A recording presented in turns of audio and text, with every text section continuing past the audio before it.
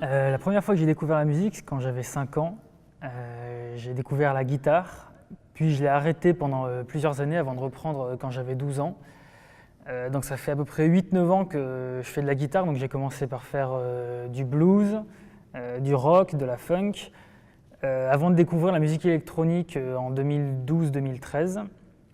Et c'est à ce moment-là que j'ai commencé à réellement créer des musiques et à composer. C'était très influencé par tout ce qui était blues, rock. Et puis, au fur et à mesure, j'ai découvert de plus en plus de nouveaux styles dans la musique électronique. Et c'est à ce moment-là que j'ai vraiment commencé à avoir un penchant pour tout ce qui était plus deep house. Moi, c'est vrai que je pense que j'ai vraiment une signature différente des autres DJ. C'est vrai qu'en général, un DJ il va surtout mixer par exemple beaucoup d'électro ou beaucoup de techno ou ce genre de choses. C'est vrai que moi, je vais avoir tendance à être beaucoup plus polyvalent dans ce que je vais mixer. Ça va être des choses, ça peut être très mélodique, ça peut être assez lent, ça peut être assez rapide. Que ce soit pour un bar où les gens seront juste là pour boire un verre, ou que ce soit pour une boîte de nuit, ou imaginons un festival où il faut que les choses bougent et tapent très fort, ça ne me posera pas de problème parce que vraiment mes goûts musicaux sont très larges, très vastes. Et quel que soit le type de musique, je vais vraiment aimer mixer ça et je peux m'adapter à beaucoup de situations plutôt que d'être cantonné à un seul style par exemple. La première musique que j'ai signée sur un label, donc c'était Wolfrage Recordings en 2014. C'était ma musique Khazar, une musique très électro, très progressive. Par la suite, ça a été en 2015. Alors entre-temps, j'ai sorti d'autres musiques en téléchargement gratuit, etc. Mais ça a été aussi en été 2015 où c'est le label Litlicht Records, donc un label grenoblois, qui m'a contacté pour sortir une des musiques. Donc une musique que j'avais déjà sortie mais qui avait très peu d'écoute à ce moment-là. Du coup, ils ont cherché à signer cette musique.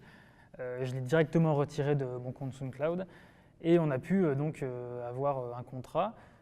Donc elle est sortie fin 2015. Et donc ensuite, entre-temps, j'ai encore sorti d'autres musiques en téléchargement gratuit pour enfin, en novembre 2016, envoyer un email à la maison de disques Dropfire Records. Donc c'est aussi une maison de disques française. Je leur ai envoyé un mail pour leur proposer une de mes musiques, donc Bastille, et ils ont décidé de la signer, ils l'ont beaucoup appréciée. J'ai contacté d'autres maisons de disques comme Guru Recordings de Grégory Klossman ou encore Confession du célèbre DJ français Chami. Donc voilà, j'essaie d'aller toujours plus loin avec mes nouvelles musiques. Là, cette année, en 2017, je vais essayer de vraiment faire des performances de DJ. Jusqu'à maintenant, j'ai fait que composer de la musique. Maintenant, j'ai envie de pouvoir la partager, pouvoir faire danser les gens. C'est pour ça que j'ai commencé à aborder des boîtes de nuit, des bars, etc. Donc, par exemple, on peut compter l'Éphémère à Grenoble ou encore le Vertigo. Vertigo, qui est une boîte très connue sur Grenoble.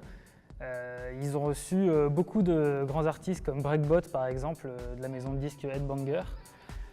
Du coup, de pouvoir mixer là-bas, c'est vraiment une opportunité, une grande opportunité parce que ça va me permettre de me faire de plus en plus connaître, notamment déjà sur la scène grenobloise et puis plus loin ensuite, j'espère.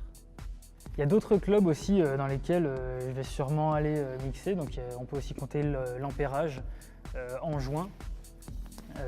L'Ampérage, voilà où je devrais normalement faire une soirée de clôture. Du coup, faire un mix d'environ 1 ou 2 heures avec une ambiance très électro-techno.